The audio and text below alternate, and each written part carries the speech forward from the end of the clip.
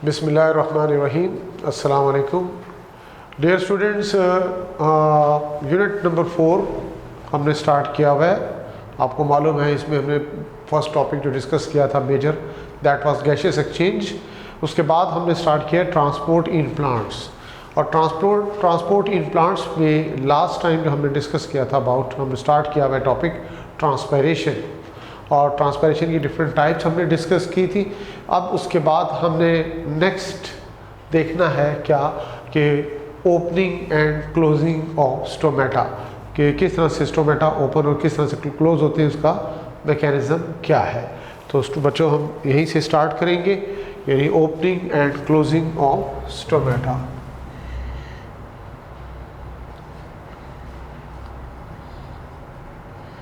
Opening and closing of stomata, यानी सबसे पहले देखिए कि आप स्टोमेटा के बारे में जानते हैं कि स्टोमेटा क्या है। स्टोमेटा बेसिकली क्या होते हैं, ये बेसिकली पोर्स होते हैं। पोर्स कहाँ पे आप इसको स्टडी करते हो? In the epidermis, in the epidermis. और एपिडर्मिस किसके? Of aerial parts of plant body. अब देखिए अभी क्या करें, स्टोमेटा ये क्या होते हैं, बेसिकली पोर्स हैं जो कि एपिडर्मिस ऑफ एरियल पार्ट हमने डायरेक्ट प्रोड्यूस किया, हमने लीफ का वर्ड इस्तेमाल नहीं किया है। तो यंग प्लांट जो होते हैं, ये हर्बेशियस प्लांट्स होते हैं, तो उनके याद रखिएगा कि जो ग्रोइंग प्लांट्स उनके स्टेम पे भी स्टोमेटा हो सकते हैं। इस तरह डिफरेंट प्लांट्स में एडॉप्टेशन भी होती है, तो इसलिए ये भी इसका एरियल पार्ट जब हम वर्ड यूज़ करते हैं ये सबको कवर कर देता है कि कहाँ कहाँ पे स्टोमेटा प्रेजेंट है। जो भी जितने भी ये हम जनरली हम बात करते हैं कि each stomatal pore, each stomatal pore, ये जो स्टोमेटल पोर होता है इसके बारे में मालूम हो, जिसको पोर को हम टेक्निकली क्या कहते हैं? स्टोमा। ये भी हम डिस्कस कर चुके हैं कि पोर क्या कहलाता है, स्टोमा कहलाता है। इज सराउंडेड बाय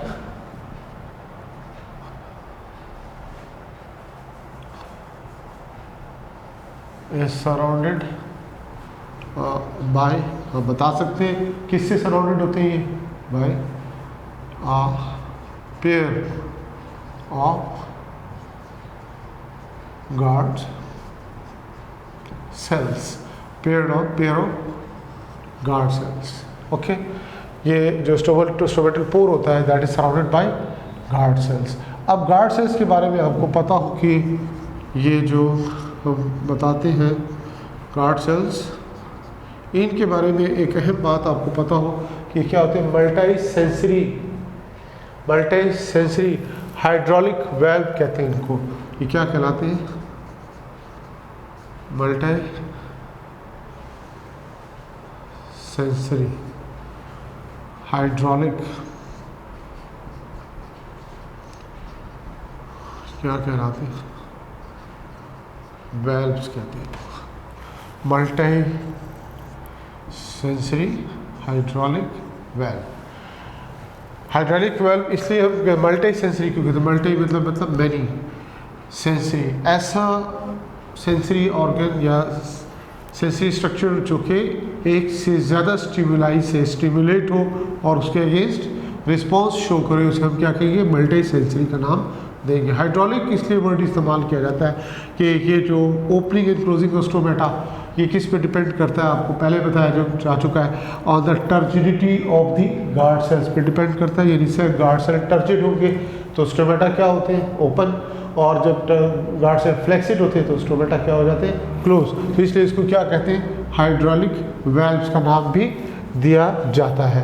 अब आपको ये पता हो कि ये जो हम मल्टी सेंसरी कह रहे हैं इसको, तो ये सेंसिटिव होते हैं इन्वायरमेंटल फैक्टर्स के अगेंस्ट। यानी क्या होगा कि दे आर गार्ड सेल्स की बात हो रही है, they are sensitive against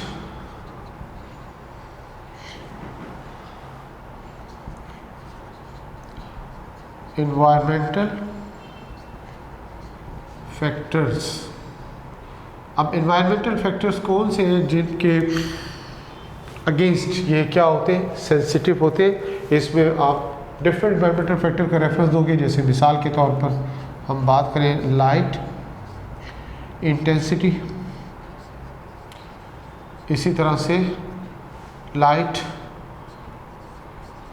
quality की बात की जाती है, इसी तरह से हम किसकी बात करेंगे, टेम्परेचर। ये सारे क्या हैं, इन्वायरमेंटल फैक्टर्स है। इसी तरह से ह्यूमिडिटी आ जाती है इसमें, ये भी इन्वायरमेंटल फैक्टर में आएगा, ह्यूमिडिटी। और फिर इसके अलावा एक अहम चीज़ होती है intracellular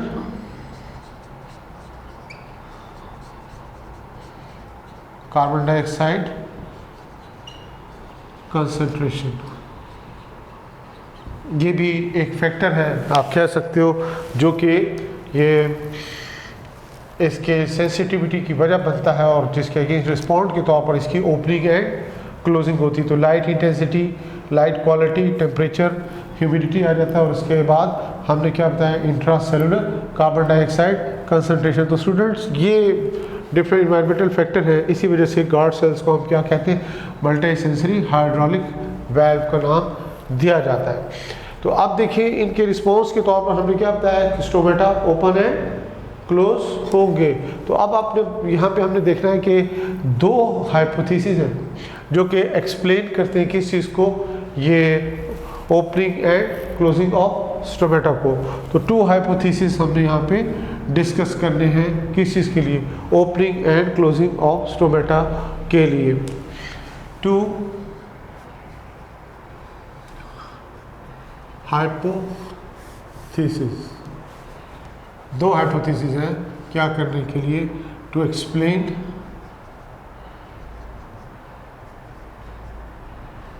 the process of opening and closing of stomata. तो दो इसमें हाइपोथेसिस हमने बताने हैं, तो वन बाय वन करके इसको हमने क्या करेंगे, डिस्कस करेंगे। तो एक पहला इसमें आ जाएगा स्टार्च शुगर हाइपोथेसिस। पहला हमें रेफरेंस किसका देना है, स्टार्च शुगर हाइपोथेसिस। और फिर उसके बाद नेक्स्ट जो हमें देखना होगा that is influx of potassium ions. Influx of potassium ion, influx भी होता है और इफ्लक्स भी होता है। बहरहाल यहाँ पे हम बता रहे हैं इनफ्लक्स ऑफ पोटेशियम आयन। तो ये दो मेजर इसमें हाइपोथेसिस है जिनको हमने वन बाय वन करके अब डिस्कस करना है। तो सबसे पहले हम किसकी तरफ आते हैं, ये स्टार्च शुगर हाइपोथेसिस की तरफ आते हैं। Starch sugar hypothesis, starch sugar hypothesis. अब इसमें देखिए क्या होता है कि हमने सिचुएशन के हिसाब से चलना है। डे एंड नाइट के बारे में आपको पता हो कि दिन के वक्त हम क्या बताते हैं, फोटोसिंथेसिस होती है और रात के वक्त फोटोसिंथेसिस नहीं होती। तो हम इसको स्टार्ट कहाँ से करेंगे, मॉर्निंग से चलेंगे, फिर हम किस तरफ जाएंगे, टुवर्ड्स द इवनिंग चलेंगे। यानी मॉर्निंग में क्या होगा, इन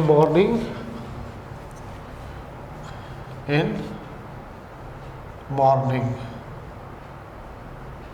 क्या होगा, प्लांट्स जो होंगे, प्लांट्स एक्सपोज्ड टू लाइट, किसके सामने होंगे, लाइट के सामने होंगे मॉर्निंग में प्लांट्स। तो लिहाजा जब ये लाइट इनको मिलेगी प्लांट्स को, तो आपको मालूम हो कि कौन सा प्रोसेस स्टार्ट हो जाएगा, डेफिनेटली फोटोसिंथेसिस। तो प्रोसेस ऑफ फोटोसिंथेसिस यानी फोटोसिंथेसिस प्रोसेस, ये क्या हो जाएगा, प्रोसेस, ये हो जाएगा स्टार्ट। क्या चीज़, फोटोसिंथेसिस का अमल शुरू हो जाएगा जब प्लांट्स मॉर्निंग में एक्सपोज होंगे लाइट। नतीजा क्या होगा, इसका रिजल्ट क्या होगा, फोटोसिंथेसिस के रिजल्ट के तौर पे आपको मालूम हो सिंथेसिस किस चीज़ की होगी, यहाँ पे सिंथेसिस ऑफ ग्लूकोज होगा, यानी ग्लूकोज बनने का अमल शुरू हो जाएगा। जैसे ही ग्लूकोज बनेगा तो आपको मालूम है कि जो गार्ड सेल है, हमें गार्ड सेल की बात करनी है कि गार्ड सेल में एक तो साइड W से रिप्रेजेंट करती है what is this water potential, एक चीज़, और फिर दूसरा हम इसका शो करते हैं साइड S से सॉल्यूट पोटेंशियल। ये इसके बारे में आपको मालूम हो कि जब ग्लूकोज बेसिकली क्या है, सॉल्युबल भी है, और ये जब डिज़ोल्व फॉर्म में मौजूद होगा गार्ड सेल्स के सैप में, तो आपको मालूम हो कि वाटर पोटेंशियल भी क्या होगा, डिक्रीज़ हो जाएगा। ये क्या हो जाएगा, ये इस तरह से हम एरो से शो कर सकते हैं इसको, ये डिक्रीज़ हो जाएगा, और इस तरह सॉलिड पोटेंशियल भी क्या होगा, इसका डिक्रीज़ हो जाएगा। किसका, of guard sales, of guard sales, ये होगा। तो लिहाजा हम इसको कंपेयर किसके साथ करेंगे स्टूडेंट्स, इसको हमने कंपेयर करना होता है सराउंडिंग एपिडर्मल सेल्स, इसको सराउंडिंग करेंगे। हम ये कहेंगे कि सिंस क्या होता है कि जो सराउंडिंग एपिडर्मल सेल्स है, सराउंडिंग एपिडर्मल सेल्स, किसके सराउंडिंग, गार्ड सेल्स के सराउंडिंग जो एपिडर्मल सेल्स है, इनमें क्या होगा, है हाई, इनमें क्या होगा, हाई वाटर कंटेंट्स होंगी। वाटर कंटेंट ज़्यादा होने का मतलब क्या होगा, इसका मतलब ये होगा कि वाटर पोटेंशियल जो होगा ये इसका लेस नेगेटिव होगा, इसका जो वाटर पोटेंशियल होगा, यानी what is this I W, ये लेस नेगेटिव होगा, लेस नेगेटिव होगा। किसका, सराउंडिंग एपिडर्मल सेल्स का, किसके मुकाबले में, गार्ड सेल्स के मुकाबले में। तो आपने क्या बताया कि फोटोसिंथेसिस के लिए जो ग्लूकोज बन रहा है इसकी वजह से वाटर पोटेंशियल भी ड्रॉप हो रहा है गार्ड सेल का, सॉलिड पोटेंशियल भी ड्रॉप हो रहा है गार्ड सेल का, किसके मुकाबले में, सराउंडिंग एपिडर्मल सेल में, जहाँ पे अब क्या है कि हाई वाटर कंटेंट से, यानी कि वाटर पोटेंशियल जो होता है लेस नेगेटिव है, किसके मुकाबले में, ये गार्ड सेल्स के मुकाबले में। अब नतीजा क्या होगा, अब इसका रिजल्ट आपको मालूम हो, इसका रिजल्ट क्या होगा, रिजल्ट, इसका रिजल्ट स्टूडेंट्स आपको मालूम हो कि वाटर मूव करता है from area of high water potential towards an area of low water potential. तो लिहाजा क्या होगा कि सराउंडिंग सेल्स से क्या होगा कि वाटर जो है किस में दाखिल होगा, इनटू द गार्ड सेल्स, यानी वाटर ये किस में हो रहा है, enter in guard cells, guard cells में क्या आएगा, वाटर आ जाएगा, और गार्ड सेल फिर क्या हो जाएगी, इसके रिजल्ट के तौर पे टर्जिड हो जाएंगे, और टर्जिड होंगे तो फिर नतीजा क्या होगा, इसका रिजल्ट क्या होगा, स्टोमेटा क्या हो जाएंगे, ओपन, स्टोमेटा ओपन हो जाएंगे।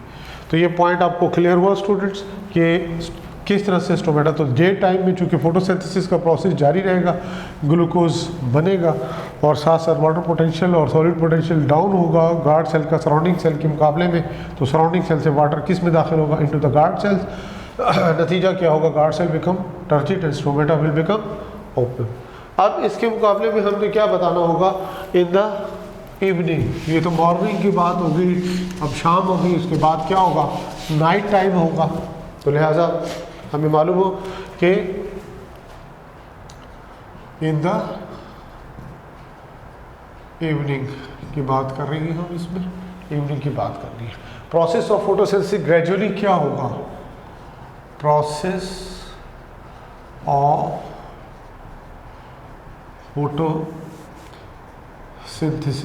क्या होगा बेटा, ये ग्रेजुअली क्या होगा, ये जारी रहेगा या स्टॉप होगा, ग्रेजुअली क्या होगा, ये स्टॉप्ड, ये रुक जाएगा।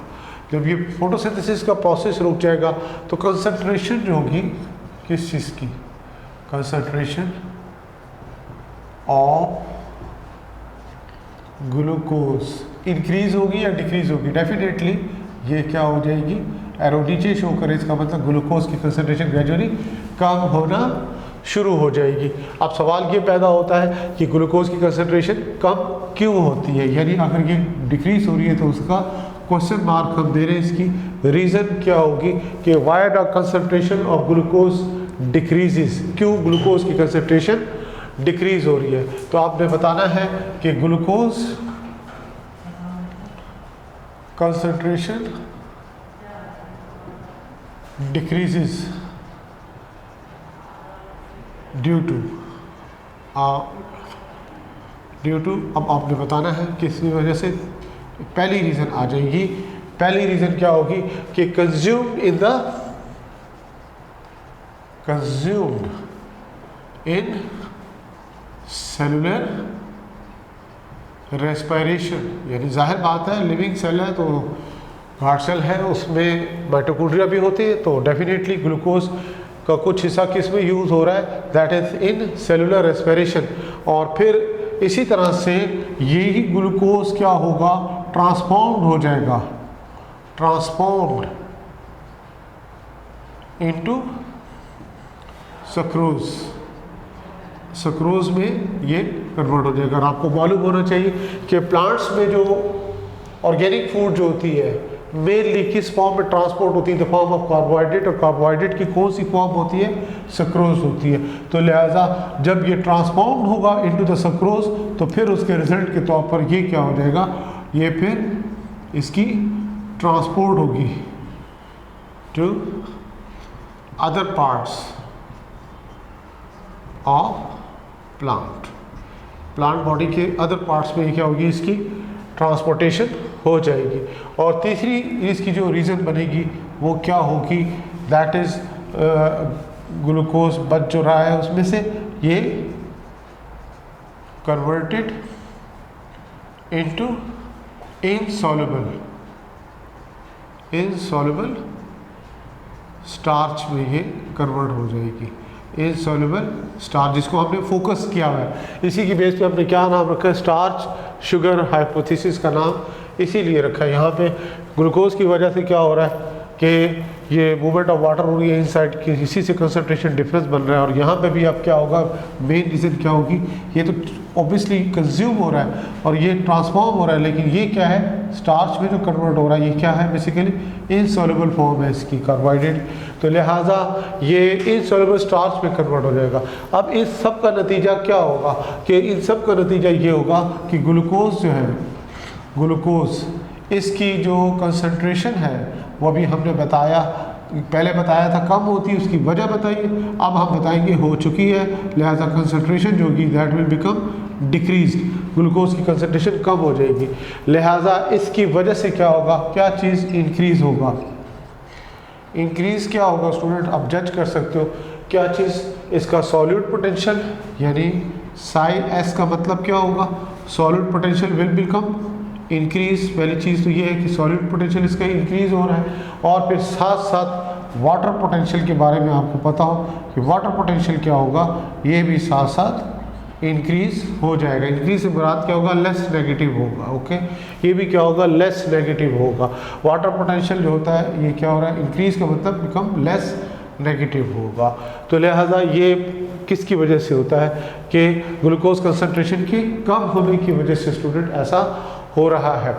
तो लिहाजा अब क्या होगा, इसका नतीजा क्या होगा, रिजल्ट ये होगा कि water begins to move from guard cells to surrounding epidermal cells, यानी वाटर जो होगा ये बताएंगे ये begins to move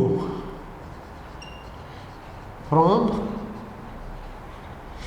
guard cells, guard cell से कहाँ जाएगा, ये याद रखिएगा, ये फिर ये सराउंडिंग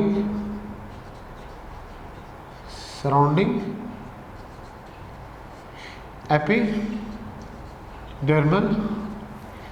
सेल्स की तरफ जाएगा। अब इसका नतीजा क्या होगा, ये इसका नतीजा ये होगा कि जो पानी निकल जाएगा, वाटर निकलेगा गार्ड सेल से, तो गार्ड सेल्स क्या हो जाएंगे, आपको मालूम होना चाहिए इसका, यानी ये गार्ड सेल्स क्या होंगे बच्चों, दे बिकम फ्लैक्सिड।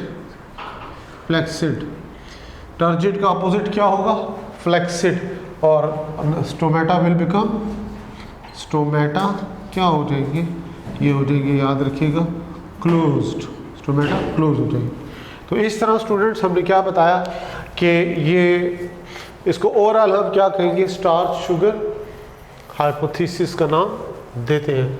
तो ये देख लीजिएगा डे टाइम में क्या हो रहा है, फोटोसिंथेसिस, उसके रिजल्ट के तौर पर ग्लूकोज का बनना, वाटर पोटेंशियल, सॉलिड पोटेंशियल का गार्ड सेल्स में क्या होना, कम हो जाना। उसके बाद क्या है कि सराउंडिंग एपिडर्मल सेल में कंपैरेटिवली हाई वाटर कंटेंट्स होने की वजह से comparatively water potential less negative होगा। नतीजा क्या होगा, वाटर एंटर होगा into the guard cell, guard cell क्या होंगे, turgid, stomata will become open. और इसी तरह से इवनिंग में क्या हो रहा है कि process of photosynthesis gradually stop हो जाएगा, कंसंट्रेशन ग्लूकोज कम होगी। क्या वजह होगी कम होने की, कि हमने बताना है कि ये डिक्रीज होने की वजह, पहली वजह क्या है, कंज्यूम इन सेलुलर रेस्पिरेशन में कुछ ग्लूकोज इस्तेमाल हो रही है, कुछ किस में कन्वर्ट हो रही है, इनटू सुक्रोज, और ट्रांसपोर्ट हो जाएगी other parts of the plant body. और उसके बाद जो मेन हमने जिसको फोकस किया है वो क्या, converted into insoluble starch. Insoluble का मतलब क्या होगा कि ये बेशक वाटर में मौजूद हो लेकिन वाटर पोटेंशियल पे इसका इम्पैक्ट नहीं होता, लिहाजा ये ग्लूकोज कंसंट्रेशन ओवरऑल क्या होगी, कम हो जाएगी। और उसके रिजल्ट के तौर पर सॉलिड पोटेंशियल भी और वाटर पोटेंशियल भी क्या होगा, इंक्रीज होगा। किस में, गार्ड सेल्स में, किसके मुकाबले में, as compare to surrounding epidermal cells. लिहाजा वाटर जो होगा गार्ड सेल से निकलेगा और सराउंडिंग एपिडर्मल सेल्स की तरफ चला जाएगा, और नतीजा इसका क्या होगा कि गार्ड सेल बिकम फ्लैक्सिड, यानी टर्गर प्रेशर उसका ख़त्म होगा, ये श्रिंक होना शुरू हो जाएगा। फ्लैक्सिड होने की वजह से स्टोमेटा विल बिकम क्लोज, ये क्या हो जाते हैं, क्लोज हो जाते हैं। तो लिहाजा इसको हम नाम देते हैं स्टार्च शुगर हाइपोथेसिस। अब हम नेक्स्ट हाइपोथेसिस की तरफ आते हैं। जी स्टूडेंट्स, सेकेंड हाइपोथेसिस आ जाएगा, दैट इज इनफ्लक्स ऑफ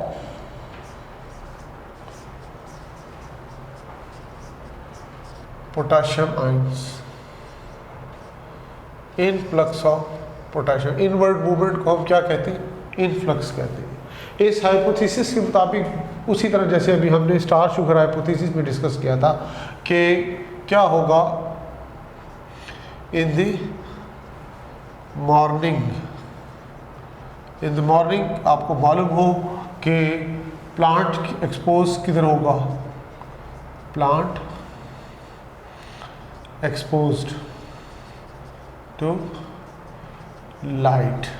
जब लाइट की तरफ एक्सपोज होगा तो आपको मालूम होगा, तो फिर प्रोसेस कौन सा स्टार्ट हो जाएगा, नतीजा क्या होगा, फोटोसिंथेसिस क्या हो जाएगी, बिगिंस।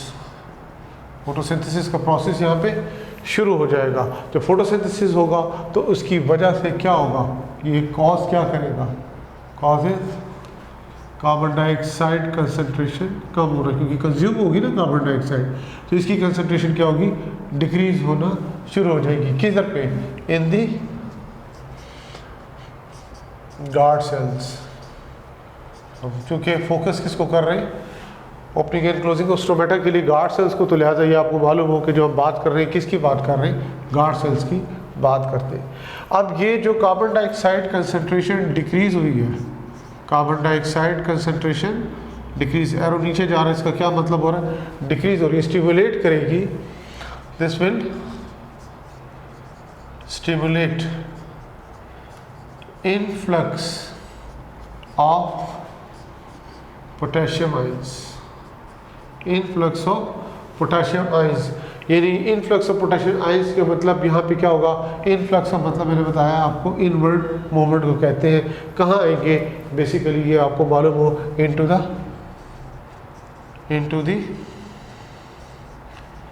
गार्ड सेल्स में आ जाएगी। क्या चीज़, ये इनफ्लक्स ऑफ पोटेशियम आयन होगा। इसको हम यहाँ पे हाईलाइट भी करते जाएं ताकि हमें पता हो कि इनफ्लक्स किस चीज़ का हो रहा है, that is of potassium ion हो रहा है। तो ये आएंगे किस में, गार्ड सेल्स में आना शुरू होंगे। कहाँ से आएंगे ये, ये भी आपको पता होना चाहिए। They are coming from surrounding epidermal cells, इसके इर्द गिर्द जो एपिडर्मल सेल्स है ये वहाँ से आएंगे। और किस मैकेनिज्म के जरिए आएंगे, this is also very important, by active transport के जरिए आएंगे। फ्रॉम यानी कंसंट्रेशन डिफरेंस ऑब्वियसली होता है, तो उसकी वजह से लोअर से हायर कंसंट्रेशन की तरफ जो मूवमेंट होती है तो उसे हम क्या कहते हैं, एक्टिव ट्रांसपोर्ट का नाम देते हैं। तो कार्बन डाइऑक्साइड फोटोसिंथेसिस शुरू होगी, कार्बन डाइऑक्साइड की कंसंट्रेशन गार्ड सेल में कम होगी, low concentration carbon dioxide stimulus का काम करेगी, स्टिमुलेट करेगी influx of potassium ion into the guard cell. कहाँ से आएंगे, from the surrounding epidermal cell. कैसे आएंगे, बाय एक्टिव ट्रांसपोर्ट के जरिए ये आएंगे। इसी तरह में अब कुछ थोड़ा सा ये स्टूडेंट्स, ये पंजाब टेक्निकल बोर्ड में ये पॉइंट नहीं दिया हुआ, सिर्फ मैं आपको बता रहा हूँ कि इसमें थोड़ा सा एडिशनल पॉइंट समझ लीजिए कि एट द सेम टाइम क्या होगा, ये एट द सेम टाइम उसी वक्त फिर मज़ीद क्या होगा कि मैलिक एसिड होता है, इसमें मैलिक एसिड होता है इसमें गार्ड सेल्स में। मैलिक एसिड के बारे में आपको मालूम हो, ये किस तरह से बनता है, आपको ये आप पी पढ़ते हो, PEP फास्फोइनोल पायरुवेट किसके साथ रिएक्ट करता है, कार्बन डाइऑक्साइड के साथ, उससे क्या बनता है फिर ऑक्जेलो एसीटेट। ऑक्जेलो एसीटेट से क्या बनेगा, ये मैलिक एसिड बनता है, ये ऑक्जेलो एसिटिक एसिड से मैलिक एसिड। अब ये मैलिक एसिड जो है इसके बारे में आपको मालूम हो कि मैलिक एसिड क्या करेगा, कि मैलिक एसिड जो होगा दिस विल बिकम आयनाइज्ड, ये होगा आयनाइज्ड होगा और इससे क्या बनेगा, मैलेट आयंस बनेंगे, और इसी तरह से इससे क्या बनेंगे, हाइड्रोजन आयंस बनेंगे। अब ये जो मैलिक एसिड का मैलेट आयंस और हाइड्रोजन आयन में कन्वर्ट होना है, ये बेसिकली इसके लिए स्टिमुलस रोल कौन प्ले करता है, ये भी आपको अहम पॉइंट है बच्चों, याद रखना चाहिए। That is due to light की वजह से ये ऐसा होता है। तो हाइड्रोजन आयन जो होंगे ये क्या होंगे, इनका इकट्ठा होना शुरू हो जाएगा किस में, गार्ड सेल्स के अंदर।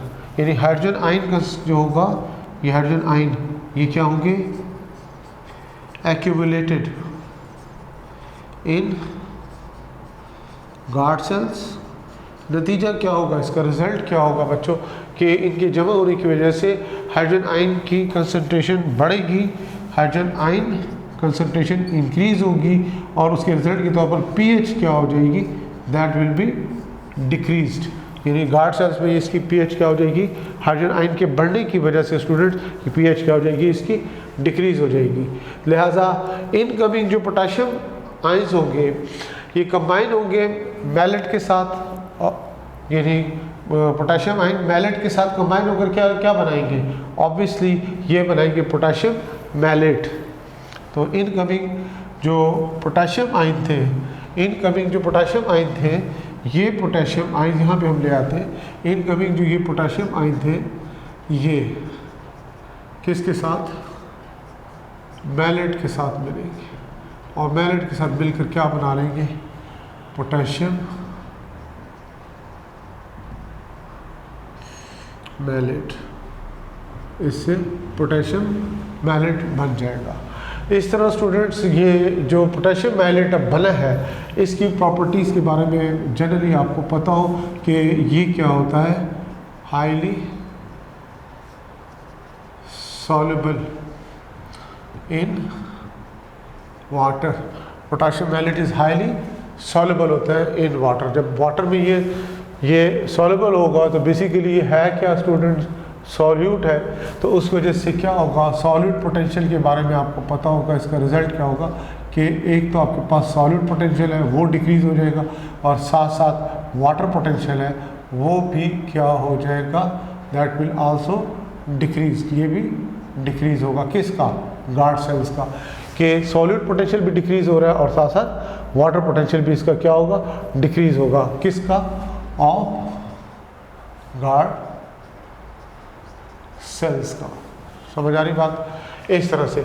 तो फिर क्या होगा कि जब वाटर पोटेंशियल डिक्रीज होगा किसके मुकाबले में, वही बात आ जाती है दोबारा सराउंडिंग एपिडर्मल सेल्स के मुकाबले में। तो नतीजा क्या होगा, इसका रिजल्ट क्या होगा कि वाटर जो है, वाटर ये क्या करेगा बेटा, ये कहाँ से, फ्रॉम एपिडर्मल सेल्स कहाँ दाखिल होगा, इनटू द गार्ड सेल्स में आएगा। अब गार्ड सेल्स में जब आएगा वाटर तो आपको मालूम हो कि फिर क्या होगा, गार्ड सेल्स का टर्गर प्रेशर ये क्या हो जाएगा, इंक्रीज, यानी आप कह सकते हो गार्ड सेल विल बिकम, ये क्या हो जाएंगे, टर्जिड हो जाएंगे। जब ये टर्जिड हो जाएंगे तो आपको मालूम होगा एज ए रिजल्ट स्टोमेटा क्या हो जाएंगे, इसमें they will become open, stomata open हो जाएंगे। तो इस तरह से ये हमने इसका एक फेज बताया है किसके लिए, बेसिकली स्टोमेटा के ओपन होने के लिए। इसकी सिस्टमेटिक स्कीम आप दोबारा से देख लें स्टूडेंट्स, को सम अप करते हैं हम कि मॉर्निंग में प्लांट्स एक्सपोज लाइट होते हैं, फोटोसिंथेसिस शुरू हो जाती है, कार्बन डाइऑक्साइड की कंसंट्रेशन गार्ड सेल्स में फोटोसिंथेसिस की कंज्यूम होने की वजह से कम हो जाएगी, ठीक है जी। तो लिहाजा कार्बन डाइऑक्साइड की कंसंट्रेशन कम होगी तो लो कंसंट्रेशन ऑफ कार्बन डाइऑक्साइड किसका काम करेगा, स्टिमुलस का काम करेगा। किसको स्टिमुलेट करेगा, influx of potassium ion into the guard cell, कहाँ से, from the surrounding epidermal cell, किस प्रोसेस के जरिए, एक्टिव ट्रांसपोर्ट के जरिए। लिहाजा उसी वक्त सेम टाइम क्या होगा कि गार्ड सेल्स में मैलिक एसिड जो होगा ये आयनाइज होगा इनटू मैलेट आयन और पोटेशियम आयन। किस में स्टिमुलस कौन सा रोल प्ले कर रहा है, कौन रोल प्ले कर रहा है, basically light. Hydrogen ion accumulate होंगे गार्ड सेल्स में, हाइड्रोजन आयन के बढ़ने की वजह से पीएच ड्रॉप हो जाएगी गार्ड सेल्स में। लिहाजा पोटेशियम आयन जो होंगे वो फिर किसके साथ मिल जाएंगे, विद मैलेट जो कि ऑलरेडी दाखिल हुए थे low concentration of carbon dioxide की वजह से। Now they will combine with malate ions to form potassium malate which is highly soluble in water. That जब ये वाटर में सॉल्युबल होगी एज ए सॉल्यूट तो सॉल्यूट पोटेंशियल मजीद नेगेटिव होगा और वाटर पोटेंशियल भी मजीद क्या होगा, नेगेटिव होगा, यानी डिक्रीज हो जाएगा गार्ड सेल्स का। किसके मुकाबले में, सराउंडिंग एपिडर्मल सेल्स के मुकाबले में। तो सराउंडिंग एपिडर्मल सेल्स से स्टूडेंट्स फिर क्या होगा, वाटर एंटर होगा into the guard cell. Guard cells क्या होंगे, टर्जिड होने के रिजल्ट के तौर पर stomata will become open, stomata क्या हो जाएंगे, ओपन हो जाएंगे।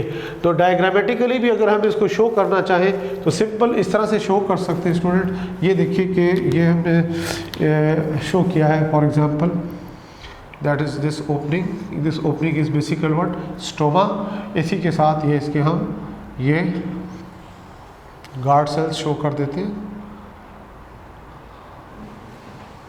ये हमने इसके गार्ड सेल्स शो कर दिए। फिर इसके साथ हम इसके ये एपिडर्मल सेल्स हैं, what are these are epidermal cells आ गए इसके। फिर इसमें आपको साथ साथ बताते चलें कि ये बीच में हम क्या शो कर रहे हैं, ये वैक्यूल शो किया है, ये इसका हमने इस तरह से वैक्यूल शो कर दिया है। इसमें हम क्या शो करेंगे, पोटेशियम आयंस, ये हमने रेड मार्कर से शो कर रहे हैं, what are these are potassium ion यहाँ पे शो किए जा रहे हैं।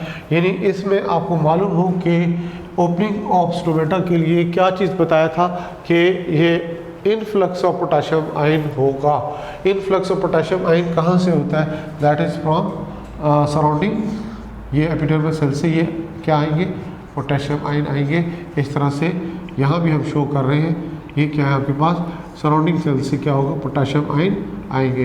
अगेन द कंसंट्रेशन ग्रेडियंट आते हैं, यानी यहाँ पे इसकी कंसंट्रेशन कम है तो ये लोअर से हायर कंसंट्रेशन कौन सी ट्रांसपोर्ट होगी, दैट इज़ एक्टिव ट्रांसपोर्ट का प्रोसेस होगा। और फिर उसके बाद ये अंदर वही जो सारा प्रोसेस बताया कि किसके साथ मिलेंगे, मैलेट के साथ, और पोटेशियम मैलेट बनाएंगे, सॉल्युबल होते वाटर में, वाटर पोटेंशियल क्या होगा, कम होगा। नतीजा क्या होगा, उसके रिजल्ट के तौर पर वाटर भी एंटर होगा किसके अंदर, ये गार्ड सेल्स के वैक्यूल्स के अंदर। ये वैक्यूल हमने शो किया, बेसिकली व्हाट इज़ दिस, ये इसका वैक्यूल है। तो यहाँ से क्या चीज़ एंटर हो रहा है, वाटर, यहाँ से एंटर क्या हो रहा है, दैट इज़ व्हाट, यहाँ से ये वाटर सराउंडिंग एपिडर्मल सेल से। तो नतीजा क्या होगा, गार्ड सेल्स विल बिकम, ये क्या होगा, टर्जिड होगा, और टर्जिड होने के रिजल्ट के तौर पर ये इसकी ओपनिंग क्या कहलाती है, दैट इज़ व्हाट, स्टोमा, ये बिकम ओपन। रिजल्ट क्या होगा, वजह क्या होगी कि इसके गार्ड सेल्स क्या हो गए थे, टर्जिड हो गए थे। तो स्टूडेंट्स ये क्या हमने देखा है इसमें कि बेसिकली यहाँ तक अभी कि ओपनिंग ऑफ स्टोमेटा कैसे हो रही है डे टाइम। अब उसके बाद नेक्स्ट स्टेप पर हम आते हैं कि जैसे ये मॉर्निंग की बात की थी, अब हम इसके अपोजिट जाएंगे और देखेंगे कि इवनिंग में क्या चेंजेस आती हैं और किस तरह से स्टोमेटा जो होते हैं वो क्लोज होते हैं। अब हम बात करेंगे किसकी, in the evening, in the evening की बात करनी है। इवनिंग में क्या होगा, फोटोसिंथेसिस के बारे में हमने क्या बताया था इवनिंग में, फोटोसिंथेसिस ग्रेजुअली क्या हो जाएगी, स्टॉप्ड। जब ये स्टॉप होगी तो कार्बन डाइऑक्साइड की कंसंट्रेशन बढ़ेगी या कम होगी, आप खुद देखें। फोटोसिंथेसिस नहीं हो रही, कार्बन डाइऑक्साइड कंज्यूम नहीं हो रही, तो इसकी कंसंट्रेशन क्या हो जाएगी, दैट विल बी इंक्रीज्ड। कहाँ पे, इन दी गार्ड सेल्स। गार्ड सेल्स में कार्बन डाइऑक्साइड की कंसंट्रेशन बच्चों क्या हो रही है, इंक्रीज हो रही है। तो कार्बन डाइऑक्साइड की इंक्रीज होना किस चीज़ की फेवर करेगा, ये बेसिकली ये जो हम कहते हैं ना कार्बन डाइऑक्साइड कंसंट्रेशन इंक्रीज होना, ये फेवर किस चीज़ की करेगा, ये इसके बारे में आपको पता हो, ये outward movement of potassium ion, outward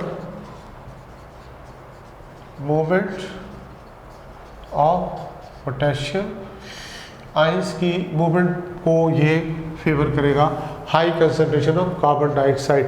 यानी आप आउटवर्ड मूवमेंट को दूसरे अल्फाज में क्या कह सकते हो, ये बेसिकली क्या है, ये इफ्लक्स कहलाता है, इसको हम इफ्लक्स कहते हैं।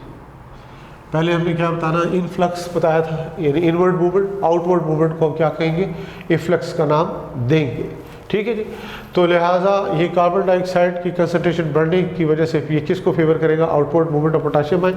आउटवर्ड का मतलब क्या होगा, गार्ड सेल से निकलने के बाद into the surrounding epidermal cell में चले जाएंगे, into the surrounding epidermal cells में ये चले जाएंगे। क्या चीज़, ये पोटाशियम आयंस। तो ये भी कौन सा मैकेनिज्म होगा, ये किस मैकेनिज्म के ज़रिए जाएंगे सराउंडिंग एपिडर्मल सेल्स में, ये भी आपको स्टूडेंट पता हो, बाय एक्टिव ट्रांसपोर्ट के ज़रिए जाएंगे। कंसंट्रेशन डिफरेंस बिल्टअप हो चुका होता है, तो लिहाजा ये एक्टिव ट्रांसपोर्ट के ज़रिए कहाँ चले जाएंगे, in the surrounding epidermal sales की तरफ ये चले जाएंगे। सेम टाइम क्या होगा, इसी वक्त same time, at same time क्या होगा, यहाँ पे जो मैलिक एसिड जो होगा वो दोबारा से रीफॉर्म हो जाएगा। मैलिक एसिड पहले क्या हुआ था, रीफॉर्म। पहले क्या हुआ था बच्चों, याद कर लो कि पहले क्या हुआ था, आयनाइज हो गया था, यानी मैलेट आयन और हाइड्रोजन आयन में कन्वर्ट होता। अब ये क्या होगा, रीफॉर्म होगा। कैसे रीफॉर्म होगा, दोबारा ये मैलेट आयन और प्लस किसके साथ, हाइड्रोजन आयन के साथ मिलकर क्या बना लेगा, ये दोबारा से मैलिक एसिड बना लेगा। ठीक है जी। अब इसमें अहम बात पहले क्या था, पहले जो हमने बताया था कि मैलेट हाइड्रोजन आयन के साथ मिलकर ये क्या बना रहे थे, यानी मैलिक एसिड जो था आयनाइज हो रहा था। मैलिक एसिड जब आयनाइज हुआ था तो उसके लिए हमने क्या कहा था, ड्यू टू लाइट। और कौन सी लाइट, खास तौर पर उसमें याद रखिएगा ड्यू टू ब्लू लाइट था वो। अब ये जो होगा बेसिकली क्या होगा, इसमें लाइट की बात करेंगे, no exposure of blue light, याद रखिएगा, no exposure of blue light. Simple question light का भी पूछा जा सकता है क्योंकि blue part, light is a part of light. तो लिहाजा याद रखना है आपने कि जब हमने बात की थी कि मैलिक एसिड आयनाइज होता है into malate and hydrogen ion, वो किसकी वजह से था, ड्यू टू लाइट था। लाइट का कौन सा पार्ट होगा बच्चों, ब्लू लाइट। यहाँ पे क्या होगा कि मैलेट और हाइड्रोजन आयन मिलकर दोबारा मैलिक एसिड बना रहे, यहाँ पे क्या है, इसकी अपोजिट बात हो रही है, no exposure of blue light. यहाँ पे एक्सपोजर ऑफ ब्लू लाइट नहीं है। तो ये पॉइंट आपको क्लियर होना चाहिए। अब एब्सेंस ऑफ पोटाशियम मैलेट की एब्सेंस की वजह से, हमने बताया था पहले, वो हाईली सॉल्युबल होता, पोटाशियम मैलेट तो है ही नहीं, तो लिहाजा तब कहेंगे एब्सेंस ऑफ पोटेशियम मैलेट। अब मैलेट से कंफ्यूज ना होइएगा, पंजाब टेक बुक बोर्ड सिर्फ इतना याद रखें कि एब्सेंस ऑफ पोटेशियम कह लें, क्योंकि पोटेशियम बाहर निकला है ना, इफ्लेक्स ऑफ पोटेशियम आयन हुआ है, तो लिहाजा आप ये कह सकते हैं एब्सेंस ऑफ पोटेशियम आयन भी कह सकते हैं, एब्सेंस ऑफ पोटेशियम मैलेट भी कह सकते हैं। यानी यहाँ पर इसके रिजल्ट के तौर पर क्या होगा कि एक तो हमने किसकी बात करनी है, ये सॉल्यूट पोटेंशियल की, और दूसरी हमने किसकी बात करनी है, वाटर पोटेंशियल, किसके, ऑफ गार्ड सेल। ये क्या होगा, अल्टीमेटली इंक्रीज हो जाएगा, ये इंक्रीज हो जाएगा एब्सेंस की वजह से, पोटेशियम आयंस की वजह से, या फिर पोटेशियम मैलेट की वजह से। सॉल्यूट पोटेंशियल भी और water potential of guard cell, ये एरो ऊपर जा रहा है, इसका मतलब क्या होगा, इंक्रीज हो जाएगी ऑफ गार्ड सेल्स, ये क्या हो जाएगा, इंक्रीज हो जाएगा। जब ये इंक्रीज होगा तो इसका रिजल्ट क्या होगा स्टूडेंट्स, ये भी आपको पता होगा कि वाटर मूव करेगा out from the guard cells, water move out of guard sales. आप देख सकते हैं वाटर बाहर की तरफ निकल रहा है, तो उसके रिजल्ट के तौर पर क्या होगा कि गार्ड सेल्स क्या होंगे, नतीजा क्या होगा, गार्ड सेल्स क्या हो जाएंगे, फ्लैक्सिड, बिकम फ्लैक्सिड, और स्टोमेटा क्या हो जाएंगे, स्टोमेटा क्लोज्ड, बेटा क्लोज हो जाएगी। तो ये बेटा इसकी समरी आ जाती है आपके सामने किसकी, इनफ्लक्स ऑफ पोटेशियम आयन की।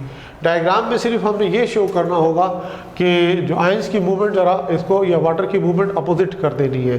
अपोजिट इस तरह से करेंगे कि यहाँ से पहले हमने बताया था क्या निकल रहे हैं, यहाँ पे इन क्या हो रहे थे, पोटेशियम आयन इन, और अब क्या कहेंगे, पोटेशियम आयन क्या हो रहा है, आउटवर्ड मूवमेंट हो रही है, किस चीज़ की, पोटेशियम में, बजाय इन होने के वो क्या होंगे, आउट। मैं इसी डायग्राम से आपको शो कर देता हूँ, इसको हम इस तरह से शो कर देते हैं। ये देखिए हमने क्या बताया, outward movement of potassium ion होगा, तो लिहाजा ये बाहर की तरफ जाएंगे तो नतीजा क्या होगा, वाटर पोटेंशियल क्या हो जाएगा यहाँ पे, इंक्रीज। तो वाटर बजाय अंदर जानेंगे, वाटर भी क्या होगा, move out, water will move out, इसके बिल्कुल अपोजिट हो जाएगी बात। जैसे पोटेशियम आयन बाहर निकलेंगे तो पीछे पीछे वाटर भी बाहर आएगा, और गार्ड सेल्स क्या हो जाएंगे, फ्लैक्सिड, और फ्लैक्सिड होने के रिजल्ट के तौर पर stomata will become close, stomata क्या हो जाएंगे, क्लोज हो जाएंगे। यानी इसको हम थोड़ा सा यूँ शो कर देते हैं, ये क्या शो कर रहे हैं, stomata will become close.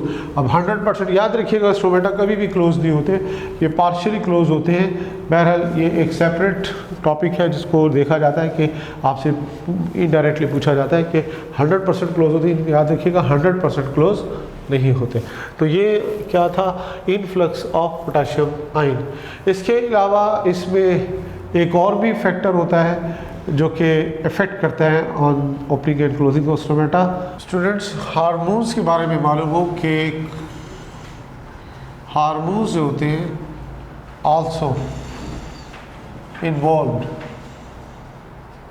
Hormone भी इन्वॉल्व होते हैं in stomatal, in stomatal movement in plants. यानी हार्मोन्स के बारे में हमें बताना है। ख़ास हार्मोन होता है जिसको आप नाम देते हो एब्सिसिक एसिड, और इसको एब्रिवेट किससे करते हो, ABA। ये क्या होता है, एब्सिसिक एसिड कहलाता है। अब इसमें ये जो हार्मोन है इसके बारे में आपको मालूम हो कि ख़ास तौर पर हम बात करते हैं किसकी, at high temperature, at high temperature. High temperature का मतलब क्या होता है, देखिए नॉर्मली जब हम पढ़ते हैं ना फैक्टर इफेक्टिंग और रेट ऑफ ट्रांसपायरेशन, कि कौन से फैक्टर हैं जो कि ट्रांसपायरेशन, रेट ऑफ ट्रांसपायरेशन पर असरअंदाज होते हैं, एक उसमें क्या है, टेम्परेचर भी है।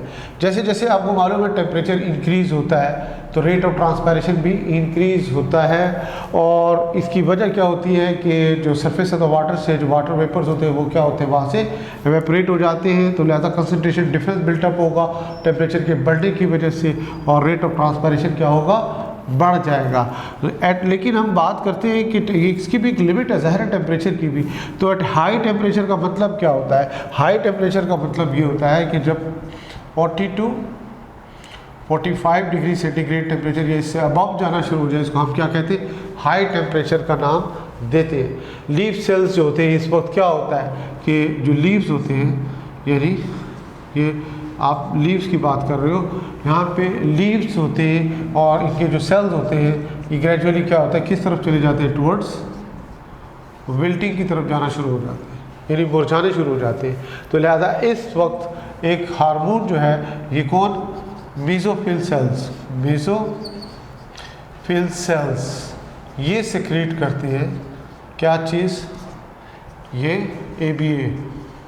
ABA का मतलब क्या बताया आपको? Abscisic acid. ये हार्मोन सिक्रीट कौन करता है? मेसोफिल सेल सिक्रीट करता है। कब? जब हमने बताया हाई टेम्परेचर में लीफ जो होते हैं विल्टिंग की तरफ जाना शुरू होते हैं। अब ये जो एब्सिसिक एसिड जब इसमें ये हार्मोन आना शुरू होगा, ये इसके बारे में एक अहम चीज़ आपको बतानी है, वो ये है स्टूडेंट्स, ये जो हार्मोन है, कौन सा हार्मोन? ABA हार्मोन के बारे में आपको पता हो। ABA हार्मोन जो होता है ये हम कहते हैं सप्रेसिस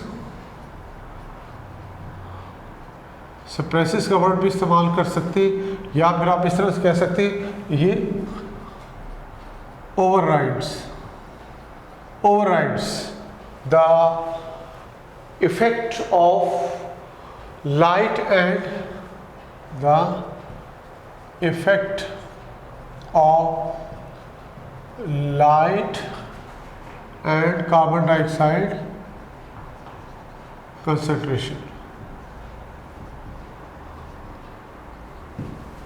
यानी हमने क्या बताया बच्चों, देख लो कि हार्मोन्स भी इन्वॉल्व है स्टोमेटल मूवमेंट में। एब्सिसिक एसिड के बारे में रेफरेंस आपको दिया है कि जब हाई टेम्परेचर होता है, यानी 40 to 45 डिग्री सेंटीग्रेड टेम्परेचर, तो विल्टिंग का प्रोसेस स्टार्ट हो जाता है। उस वक्त लीफ में जो मेसोफिल सेल हैं ये एब्सिसिक एसिड हार्मोन प्रोड्यूस करते हैं, और ये एब्सिसिक एसिड हार्मोन जो है अब ये सप्रेस किसको कर रहा है या ओवरराइड किसको कर रहा है? Effect of light and carbon. Normally तो ये फैक्टर है जो कि आपको मालूम है कि रेट ऑफ ट्रांसपायरेशन पर असरअंदाज होते हैं, लेकिन अब लाइट और कार्बन डाइऑक्साइड के इफेक्ट को ये क्या कर रहा है? सप्रेस कर रहा है। कौन? ये ABA हार्मोन।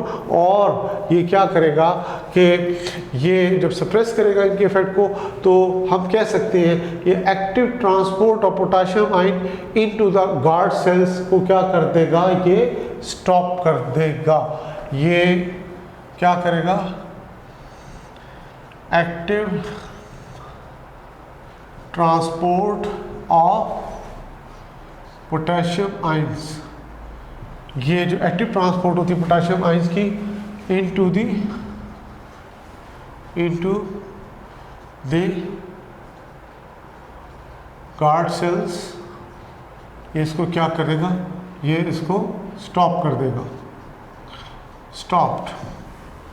अब क्या होगा इसके नतीजे के तौर पर? आप देख सकते हैं जब active transport of potassium ion नहीं होगा तो पोटेशियम मैलेट नहीं बनेगा, और वो जब सॉल्युबल होता है वो वाटर में डिज़ोल्व नहीं होगा, वाटर पोटेंशियल नेगेटिव नहीं होगा। तो लिहाजा आप देख सकते हैं कि ये active transport potassium ion into the guard cells ये स्टॉप होगा, लिहाजा वाटर पोटेंशियल क्या होगा?